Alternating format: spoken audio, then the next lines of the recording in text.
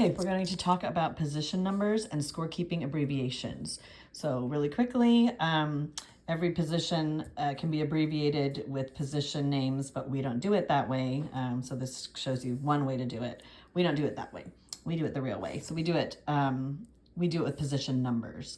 So every position has a number. So pitcher is position 1, catcher is position 2, first base is 3, second base is 4, third base is 5, shortstop is 6, left field is 7, center 8, and right is 9. For single and double A, you have a 10th position because it shares center field. So what you'll have, and they have it actually indicated on this paper incorrectly. So what it is, so this is actually 10 and this is 9.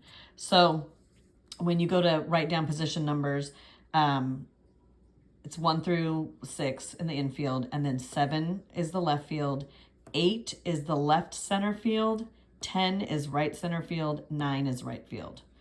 So that's how you're going to indicate it. And you never have to remember this because, as I was sharing with some people during training, in our score books, on the bottom of every single score page, it's indicated. There, it shows right there. This is a way that I dial into each game is as I'm sitting at the scorekeeping table in my brain, even though I've done this forever. It's just a way for me to settle down. I just look at the field and I do numbers in my head. I just look at each position and I put the numbers in my head. You can see right here where the 8 and 10 is shared, okay? But it's on every page, so you never have to remember that. So that is position number abbreviations. That is going to be indicated when you go to write your lineup. The position numbers. You're not going to use the letter abbreviations. You're going to be using the number abbreviations. Single and double A, your managers are learning. They're probably going to give you a lineup card that has the positions with the letters. You as a scorekeeper have the time, and it's actually really good practice for you to then transpose that into the numbers needed when you go to put the information in your scorebook, okay? Next is going to be the scorekeeping abbreviations. This is how you're going to be indicating at-bat things and defensive play things. So in this little paper that is attached to your scorebook, again, you don't have to memorize anything, and I will also have emailed you this as an attachment that you're welcome to print out. If your printer is not working for some reason, please let me know and I will provide you a printed copy. I carried a printed copy with me because I'm a nerd and I liked having that information accessible just for me. But it's in the book, so you don't ever have to worry about it. It will be in the front flap of the book. Watch the video about what's in the book. It shows you exactly where it's located. So when you are indicating, and you'll see this in the videos that I live score with you for practice, if a batter gets a single, it's a 1B, doubles a 2B, triple 3B. Home run is HR. Home runs, we are indicating the out of the park home runs. There are exceptions where sometimes, and it's a rarity, there is an in the park home run. Typically, an in the park home run happens because of errors or because of, I don't know. You can, if it's an in the park home run, I would like you to asterisk that situation. We reward players for doing out of the park home runs by giving them a special pin with a ceremony where they're presented at their next practice or next game. And they also are awarded a gift certificate to Burger City from our very generous donor, Burger City. And they enjoy that and they kind of look forward to it. It's kind of a rite of passage. Some years we have a lot of bombs, burgers for bombs, and some years we don't. So we'll see what happens this year. But and then you will notify me via GroupMe if someone does hit an out of the park home run. I need to know the player's name, number, the game, date of game. As you're reporting the score, you can also say in the next line, oh, by the way, player number 15, Murdashaw, got a home run, out of the park home run in the 3rd inning. Sometimes they'll have more than one in a game, indicate each one, okay? BB is base on balls, so that's when a player walks. So if they get 4 balls, they're gonna take first base. Unless they're in single and double A, which they will not take a base. This is only for triple A and above. There are no walks in single and double A. HP is hit by a pitcher. That's gonna happen. So that's in divisions AAA and above. If they are hit by a pitch, they are awarded first base. You'll know because the umpire will make it very clear that they got hit by the pitch and they're taking the first base. Single A has specific rules, as does double A. They have specific local rules where this does not apply to them. You will never use HP in those divisions. If a batter strikes out on their third strike and without swinging, they're just looking, just standing there, then you're going to indicate that with a backwards K. If they strike out, meaning they get their third strike swinging, it's going to be a forward K. This will not be used in single A. It will be used in, well, maybe you can use it at the very end, but because they're either going to put the ball in play or they're not. So you can do a strikeout. I guess you can put a strikeout. It will be used in double A and above, especially during kid pitch. Well, and coach pitch, but all other upper divisions, yes, is forward and backwards K. Okay, a note on error. So E is for error, and this is a developmental league reminder. So we are going to be seeing errors, especially in the lower divisions, actually in all the divisions, the entire game long. So as a scorekeeper, this E we're only going to give probably indicated in the upper divisions because we're not worried about tracking stats for these babies who are just learning the game. They are expected to be making errors the entire game. Why? Because they're learning. So should never see an E in single, double A, triple A. Maybe in majors, you could start, it has to be very obvious that an error was made because kids can get on base, obviously, with an error, and it's technically not considered a hit, but we're not tracking those stats, so it doesn't matter. But you can start practicing using the error letter, the letter E. Yeah, so if there's ever a question in your mind, was that an error or not, then don't write it down, okay? Just in your mind, you can have that discussion or you can have it later, but we are not tracking this stat. People who do team books for the manager because they are an exceptional scorekeeper, your manager may ask for that something different. I am telling you what is expected of the official book. We don't track that, but you can start writing it from majors and above, okay? I'm just letting you know what an error is. And there's a clear definition in this little packet, by the way. Fielder's choice is indicated by FC.